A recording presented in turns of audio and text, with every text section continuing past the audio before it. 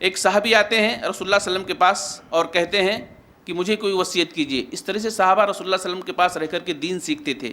کبھی کوئی کہتا تھا کہ کوئی ایسا عمل بتائیے جو جنت میں داخل کر دے، کبھی کوئی ایسا آ کر کے سوال کرتا تھا، اے اللہ کے رسول صلی اللہ علیہ وسلم نماز کی کتنی اہمیت ہے، والدین کی کتنی اہمیت ہے، اللہ کے راستے میں جہاد کرنے کی کتنی اہمیت ہے۔ ایسا آ کر کے رسول اللہ صلی اللہ علیہ وسلم سے لوگ سوال کرتے تھے دین کے حوالے سے۔ اسی اسنا میں ایک آدمی بھی آتا ہے، جابر بن سلیم رضی اللہ تعالیٰ عنہ، کہتے ہیں کہ اللہ کے رسول صلی اللہ علیہ وسلم ایہد الیہ، مجھے کوئی وصیت کر دیجئے۔ آپ علیہ الصلوۃ والسلام نے کیا وصیت کی ان کو؟ نماز و روزے کی وصیت کی؟ نہیں، آپ علیہ الصلوۃ والسلام نے فرمایا لا تسبن احدا، کسی کو گالی مت دینا۔ جابر بن سلیم کیا کہتے ہیں؟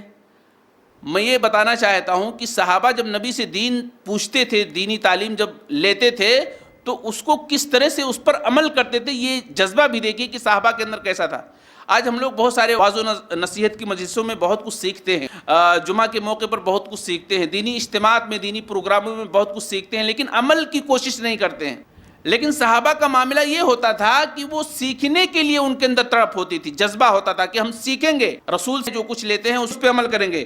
تو یہ جابر بن سلیم جب نبی سے یہ پوچھتے ہیں کہ مجھے کوئی وصیت کیجئے، تو نبی نے جب کہا کہ لا تسبن احدا، کسی کو گالی مت دینا، تو یہ صحابی کیا کہتے ہیں؟ نوٹ کیجئے، فرماتے ہیں فما سببت بعدہ حرا ولا عبدا ولا بعیرا ولا شاہ، اللہ کی قسم ہے جب سے میں نے نبی کریم صلی اللہ علیہ وسلم کی یہ وصیت سنی ہے، اس کے بعد میں نے کبھی اپنی زندگی میں گالی نہیں دی ہے، کبھی گالی نہیں دی ہے، نہ کسی انسان کو گالی دی ہے، ولا عبدن، نہ کسی غلام کو گالی دی ہے، ولا بعیرن، نہ کسی اونٹ کو گالی دی ہے، ولا شاتن، اور نہ کسی بکری کو گالی دی ہے۔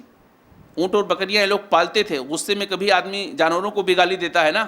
تو یہ کہتے ہیں جابر بن سلیم کہ میں انسان تو چھوڑیے، اپنے خادم کو بھی کبھی نہیں کچھ کہا جب سے نبی سے یہ وصیت میں نے سنی، اور اسی طریقے سے جانوروں کو بھی میں نے گالی کبھی نہیں دیا۔